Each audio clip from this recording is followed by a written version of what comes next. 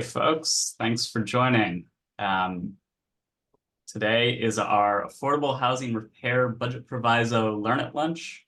I think this is a really exciting program, one which can help to mitigate some of the impacts that you as affordable housing providers are seeing in these challenging operational times.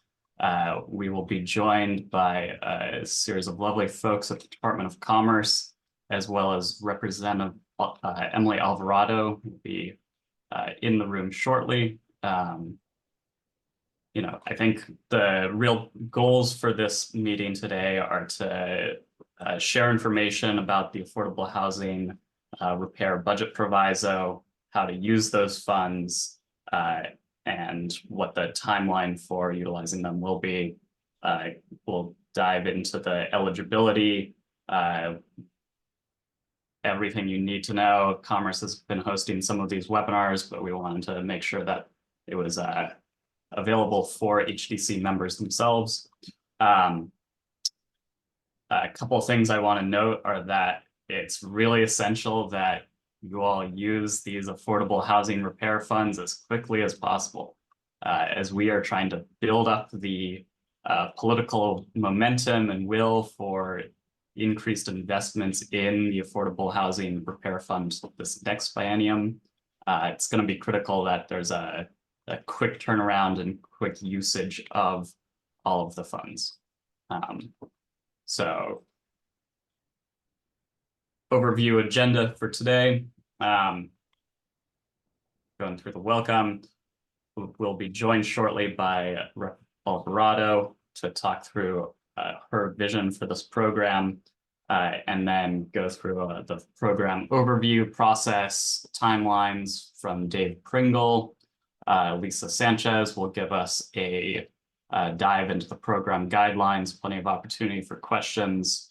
And then Nick Yuva will actually do a presentation of the preview of what the portal will look like, which should be interesting to see.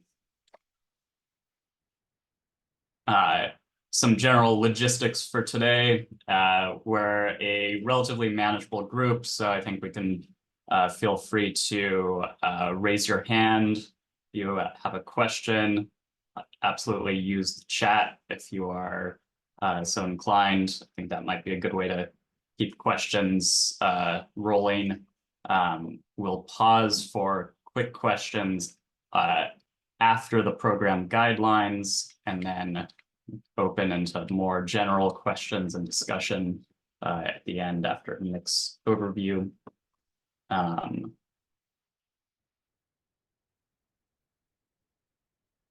Yeah, and I'm curious, I guess, to get a little bit of a temperature of the room itself.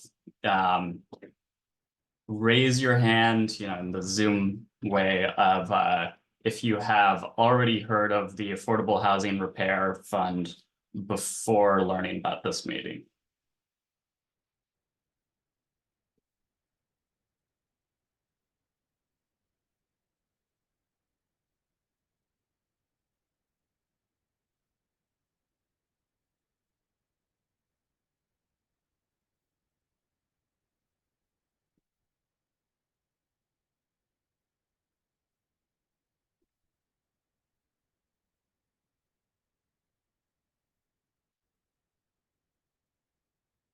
All right, a little bit of scattered reactions. I don't know if that's people are in the full-on lunch version of this meeting, or if it's a lack of overall of actual prior knowledge. Anyway, still waiting for Rep. Alvarado, but I'll just start to fill in on a little more of the vision of the program. And I'm sure some of the providers on the call could flesh this out more if they wanted to. This Affordable Housing Repair Proviso is it was a supplemental year budget proviso allocated to respond to many of the stories from affordable providers about the heavy increase in damages and repair needs that they'd seen over the past few years compared to the pre-pandemic norm. And that, everyone has an individual story about this, but that the collective impact on the affordable housing portfolio is becoming is growing. Something I want to emphasize is that, we know 5 million is not nearly enough to cover all of these needs across the entire state. This was what the state legislature was able to allocate in the past year.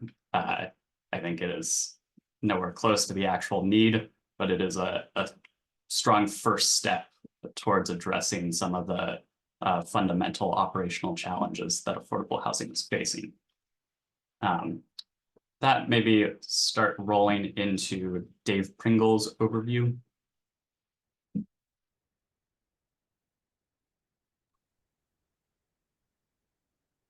Thanks, Jesse. Happy to take it over. And yeah, when Representative Alvarado gets here, I'm happy to share space with her as well. Good afternoon, everyone. Dave Pringle, Legislative Director over at the Department of Commerce. Thanks for joining us today. And it's Jesse, I appreciate your question about knowledge of this program. It is new, and so it's good to know that some folks have heard about it, but it looks like got the opportunity to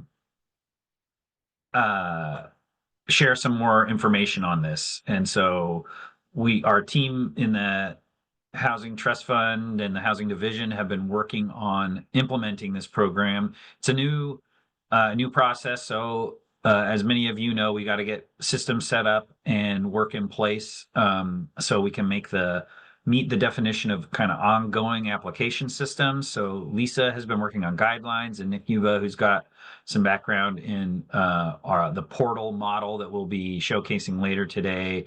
We're glad to kind of share with what we've been working on so far in the last couple of months and when we hope to get this launched for you. I just want to reiterate what I heard Jesse talking about, that there is a need for this kind of not necessarily recapitalizing whole projects, but repairing and providing more than what operators can provide within their own within tight budgets, as we're seeing a need to create units that are livable again and keep existing properties moving forward and providing affordable units for our communities.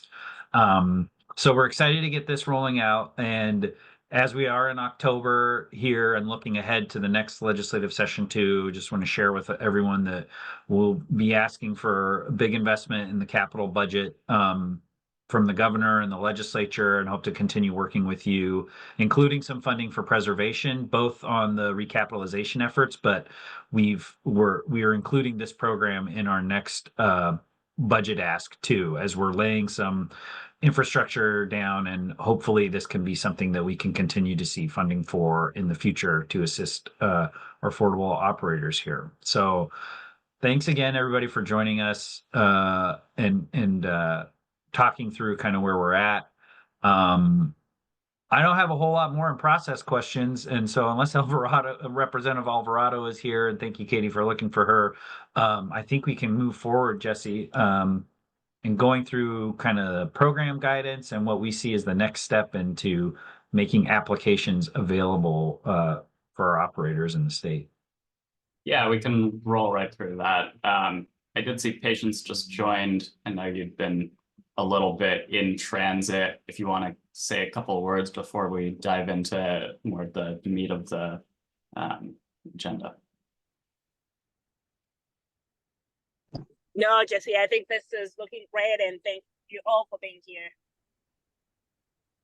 Great. Turn it over to Lisa now, and I'll start sharing screen.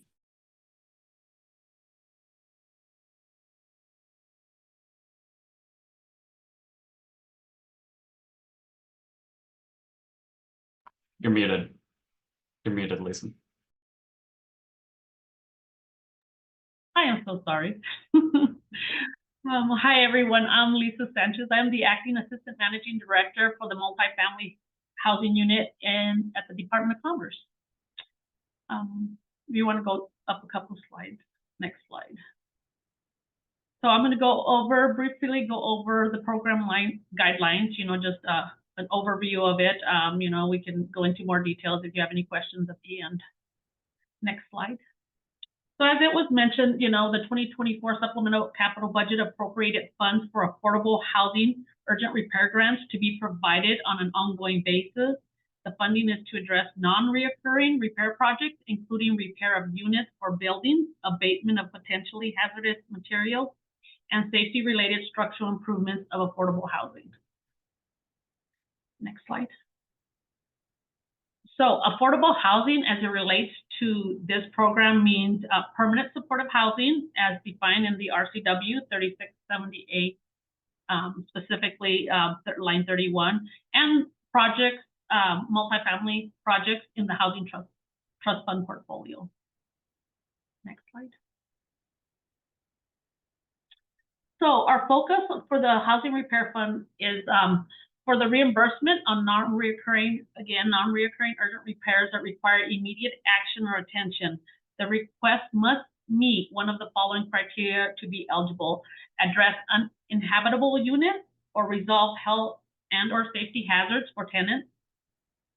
One of the things that we've seen, like for HPP funding round, we had a lot of applications come in where units are offline because they've had a fire, meth contaminated units.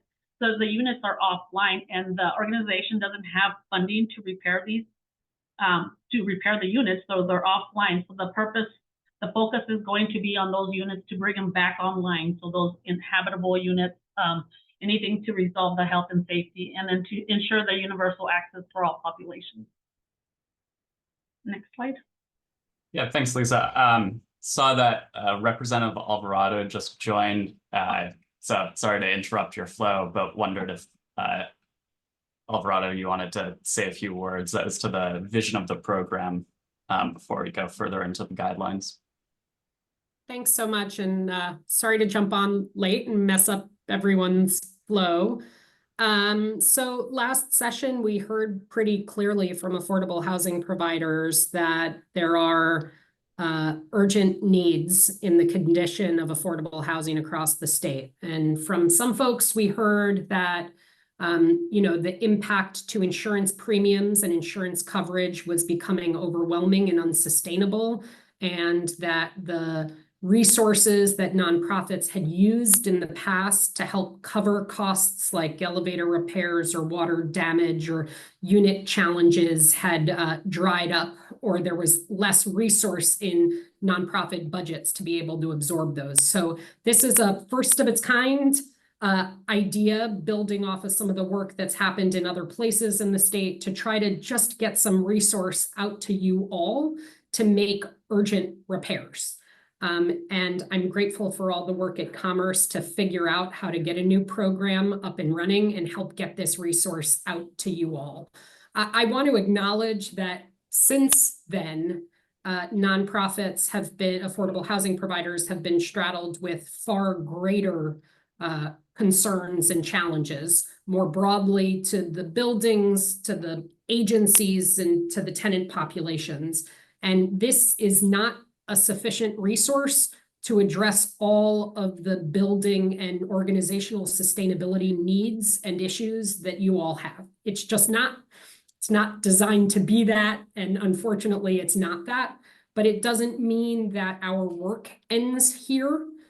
It means that we'll look in the next session towards new resources and new opportunities to provide stability to buildings, to providers, and to residents of affordable housing across the state. So I've been open and willing to have conversation with almost anyone to get feedback on how we can help you as state legislators moving into the next session. What do you need? How can we use capital budget resources in particular to help shore up buildings and organizations so that you can continue to do the really crucial work that you're doing across the state?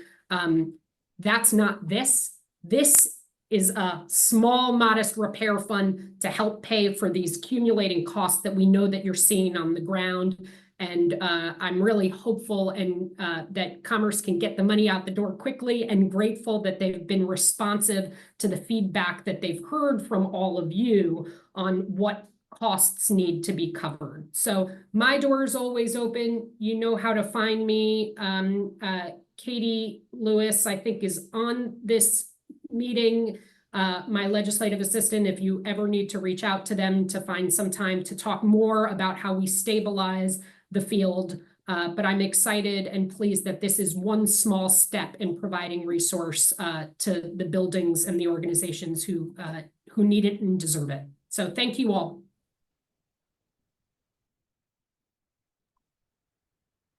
Thank you, Representative Alvarado, both for that as well as your work to establish this fund in the first place. I'll turn it back over to Lisa, start running through the eligibility for these funds.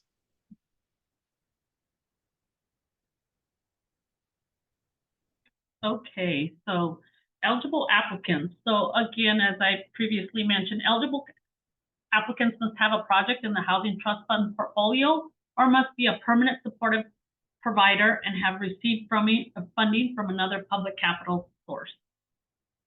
Next slide. So here's a list of some of the eligible repairs and uses, and it's just a list. We did take some feedback from the public forum that we had on July 30th, and we clarified some items on the list and, put just some definitions here, what, for example, safety related structure improvements meant. So, we have the cost, of course, the cost of the repair and any costs that have to do with that repair. For example, if you need architectural engineer costs, relocation expenses, permits and fees, those are all eligible for this repair. Those are also eligible expenses. And as you can see, most of these are repairs, major appliance repair, septic repairs, lighting upgrades. We're not doing complete replacements. We're doing upgrades. We had a lot of feedback about, installation, new installation. These are all what we're focusing on is repairs. And here's some of the items like the safety related structural improvements, such as rotten or rusted stairs, corrosion of posts at ground level. And these are just some examples, if there's something here that is not on the list that you have a question about, just ask. But these are some of our eligible repairs. We'll also, when the guidelines go out, we also have a list of what's not eligible expenses. And a lot of that is the repairs, the replacements. We're doing a lot of repairs. Next slide. The timing of repairs. Okay, so the costs are eligible regardless of the specific loss date. So what we say it mean in loss date. So for example, if you had a unit that had a fire 2 years ago and it's been offline and you haven't been able to, didn't have the funds to repair it, we're going by cost incurred. So repairs completed or costs incurred more than 90 days prior to the claim submittal will not be reimbursed. And so there's an example. So if we go live in January, if you had something prior to October, prior till now, it wouldn't be reimbursed. So it's going to be, the claims are going to be when the cost was actually incurred. Next slide. Do you want to underscore something you said right there of the January open date? Is that at this point a firm one, or? So we're looking at, and that was later at the end is what. So we're looking at a launch of January or the first quarter of 2025. We're working on the portal right now, and that's going to determine a lot of our timeline, and we'll know, have a clearer idea later this week when what our launch date will be. Right. And so just to underscore, basically we are in the starting point of potential work that will be reimbursable. Yes. Yes. If we launch January 1st. Okay, so here's the claims process. There's not going to be an application. It's going to be an online portal. It'll be very similar if some of you are familiar with the landlord mitigation program. So it's going to be very similar to that. So it's going to be an online claims portal. So for submission, eligible applicants can submit their claims at any time. All claims will be evaluated on an ongoing basis. It's going to be a first come, first serve. The documents that are going to be required is if you have a project in the Housing Trust Fund portfolio, just the contract. If you're a PSH provider and have received funding from another public capital funding source, we'll need that contract and ownership documents since the project isn't in the Housing Trust Fund portfolio. We'll need itemized invoices or receipts. So the approved process claims will be approved in the order in which the completed claims are received, provided that they meet eligibility. So if we get incomplete claims, we're going to give the full business days a cure period for you to provide that documentation. You will not lose your spot in the queue, but if you do not provide the required documents within the 4 days, you will be put at the end of the queue. Review timeline, we're going to make the best effort to review all claims within 10 days. And again, payments will only be issued if funding is available. As it was mentioned, we received $5 million that's available, and it's on a first come, first serve.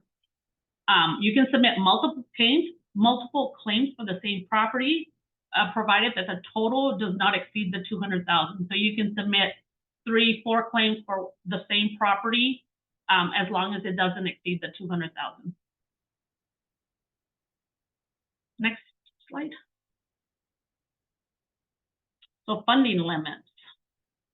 So again, you can submit multiple claims for the same property as long as the total funding for that property does not exceed $200,000. And again, applicants are not restricted from submitting claims for multiple properties. So if you have,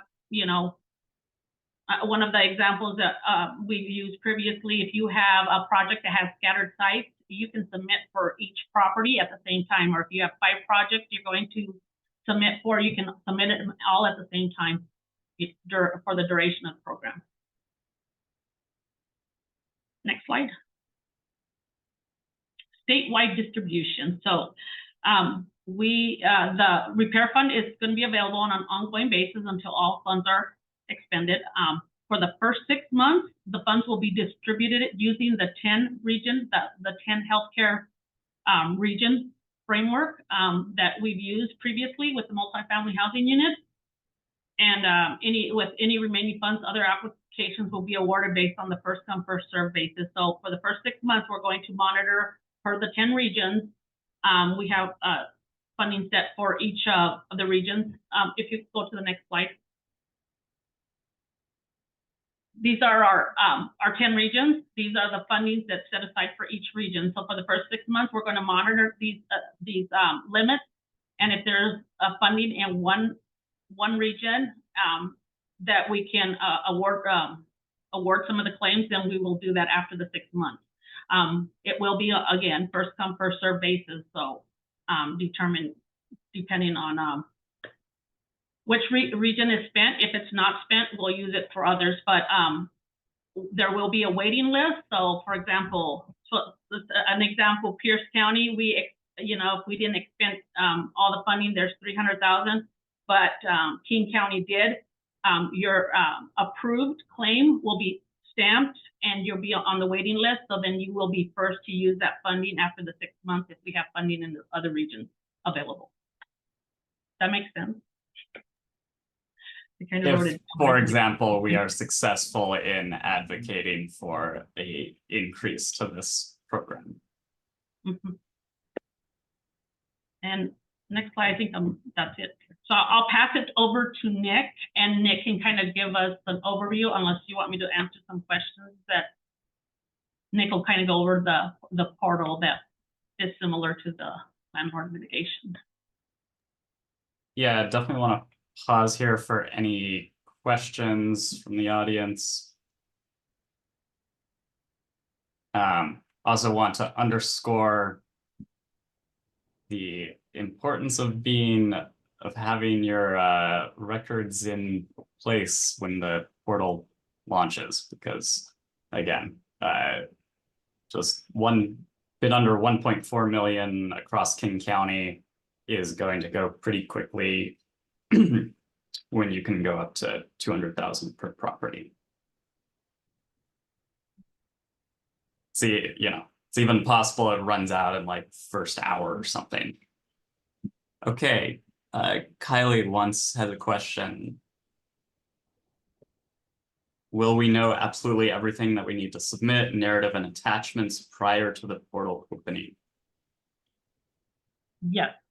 So, Nick will go over some of the questions. It's just basic information. So, and like I mentioned before, the only documents that'll be required are if we need the contract, if your project's in the Housing Trust Fund portfolio, if you're a PFH provider, we'll need a contract from the other public funding source you received, and ownership documents, and then invoices for the claim you're submitting for.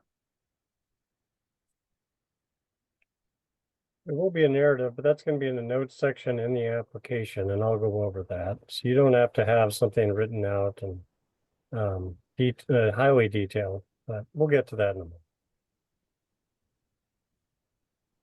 All right, I'm going to share the screen, and I'm going to preface this by saying what I'm going to show you is the landlord mitigation program and portal. It's going to mimic this. It's not going to be identical, but it will be very, very similar.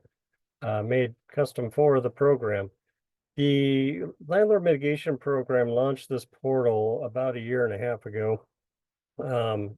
We were using Smartsheets ahead of time, but we built this in-house. Quickly became the second largest database in-house in commerce, a second only to the contract management system known as CMS.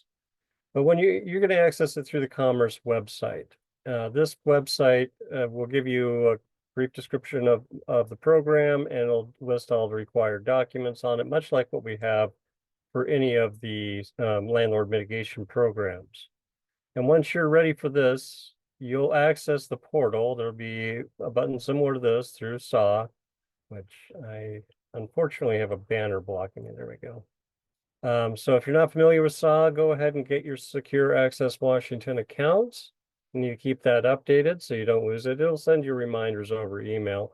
But when you're in SAW, then you just add a new service. Now, for instance, we'll use the landlord mitigation program since it's available. You'll see right there, the landlord mitigation data service. You just apply that and it appears on your start screen when you log in every time right here. It's suspended because I work in the program. So this program is available. This is my development site. So I can play around in here and walk you right through the application without impacting our actual production site. But what you'll do is you'll see a screen similar to this. You won't see the data in these sections, the needs attention or my claims, until you submit a claim. When you submit a claim, it's going to appear down below until it's been reviewed. If it needs attention, it's going to pop up to the top section and you can go in and edit it and resubmit it. So you don't have to keep applying new applications every time. When you're ready to submit your first claim or any claim after that, you just click the Create a New Claim button. You're not going to see the screen. It'll go straight to the application.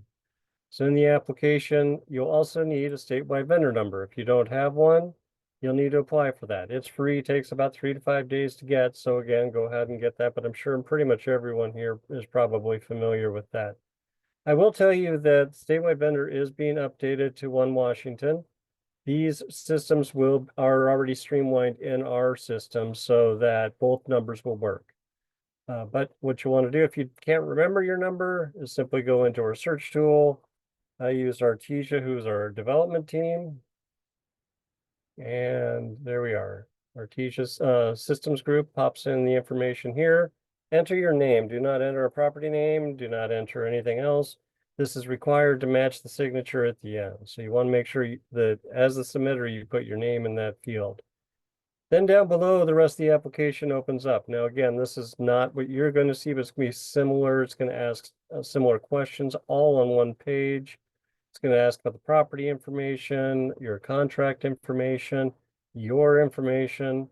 You're not going to have tenant information because this is not designed for tenant repairs. This is more for the bigger information. And then the additional information is where you're going to write the narrative of why you're applying for the program. Now below you'll have the document attachments. These should all be in PDF. Do not attach photographs. The database does have an issue if you go to larger files. So PDFs work just fine. So as an example, I'm just going to go in here, pick a bunch of attachments, throw them in. You'll see they'll appear here, and you'll need to assign it the required document field.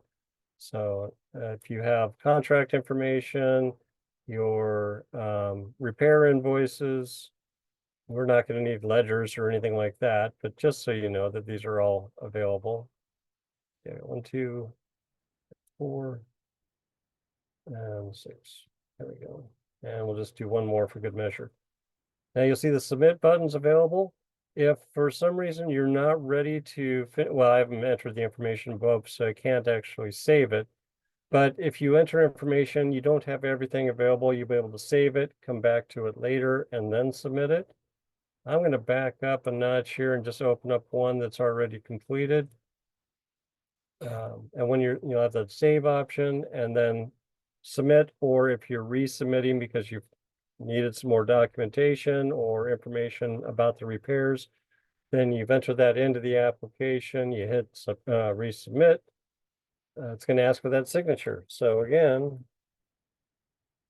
you need to match that first, the name you put in on that first line. It's been this claim has been saved and submitted. And then it'll appear in our review panel. So this is where our, we enter the reviews.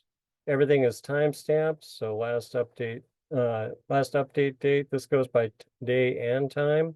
So the very most recent one will appear up in here for us to review, or actually down at the bottom. The oldest one pops up to the top in this case. So that's the portal. Again, get your Secure Access Washington, get your statewide vendor number or One Washington when it appears. If you have a statewide vendor number that's valid, don't worry. You don't have to get a One Washington number. They're going to carry over, but do get one or the other as it's available. I will tell you, we've had a pretty good conversation with the development team. I'm going to stop sharing now because unless we need to come back to it. Development team is encouraging that they'll be able to have it built probably by January 1st. And that's so I'm stating early 2025, first quarter, like Lisa stated.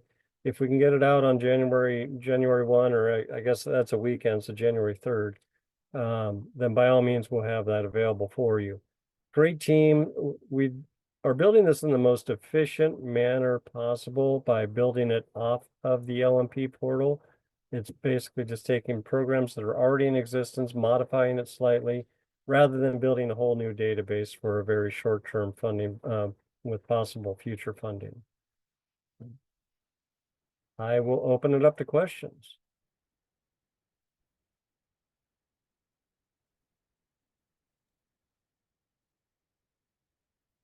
Thank you, Nick. Any questions from the audience? Are people feeling ready to start tracking their expenses over the next 3 months and ready to submit them come January?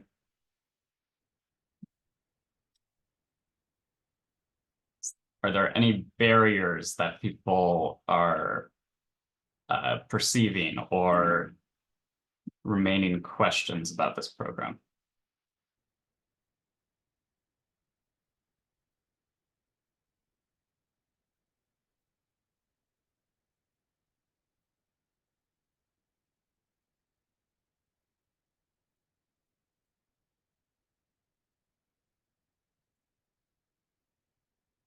If not, we can close this whole webinar early. Oh, okay. Kylie, when will we know the program launch date for sure? It may impact when they choose to make repairs.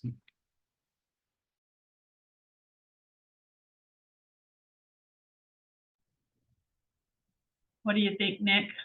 We're still working with on the portals. We're working out the details, but the goal is, again, early January, at least no later than the first quarter of 2025. So we should know.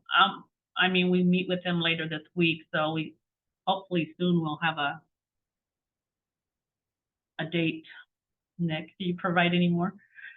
I don't have any more information other than we've got the best possible team working on this. Artesia's been fantastic. They've worked with Commerce for years, and they really did a lot on the portal and made it so that it could be expanded in this way. And again, we chose the most efficient way to get this launch. The one question is whether or not they have availability. Now they do, they just don't know what team members, or if they have to bring in new team members to make the launch. So that could delay it a couple weeks or so. It should be a relatively simple build. All the tools are already in place. There's nothing new in this system except for a couple little logic steps. One thing we want to present to you when you're applying is the amount of available funds based on current approved and pending applications, so that you know that if you're in one of those lower budget regions, you may not get 200,000. You may get 50,000, and that's what you're going to be applying for. Everything else is already pretty much mimicked within the portal, so it's really not a large ask of Artesia.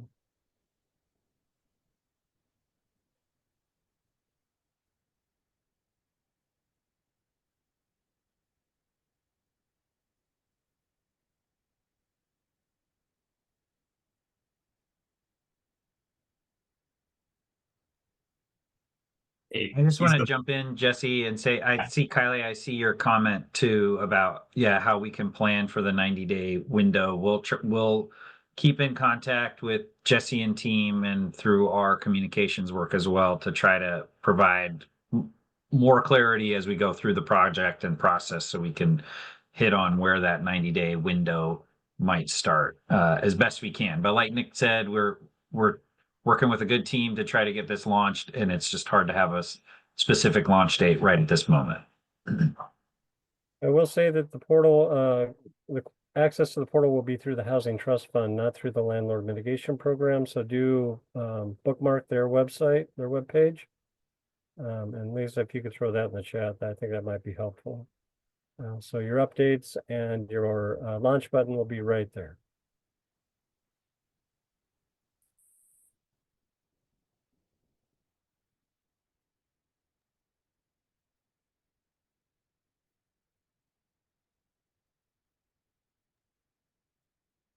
All right, any other questions or comments from the audience? Well, not a question, but I just want to take the opportunity to thank the Department of Commerce team for your commitment in supporting affordable housing providers, and Representative Alvarado for her leadership on this work. This is funding that came from the 2024 Supplemental Capital Budget, and we know we're going into 2025 with a significant budget hole that legislators will be wrestling with. So if we collectively can coalesce around and be very coordinated in tapping into the resources proactively, so we're making a real case in 2025 for increasing the investments, more than doubling the investments. We know that Commerce have put forward a draft budget looking at ways that we can increase funding in 2025. And if the funding is drawn down, it makes a very clear case for us to be able to talk about how this is one vehicle that we are using in sustaining affordable housing providers amid unprecedented operational challenges. So I want to thank you for joining us. Let's continue working together to serve the future of affordable housing in Washington. Thank you all. And Jesse, thanks for organizing us. Thanks, patience. All right, Thanks, any everyone. last question before we close out?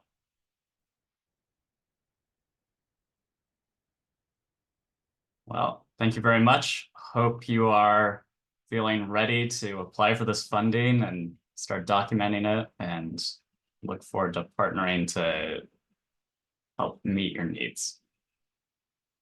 Thanks all.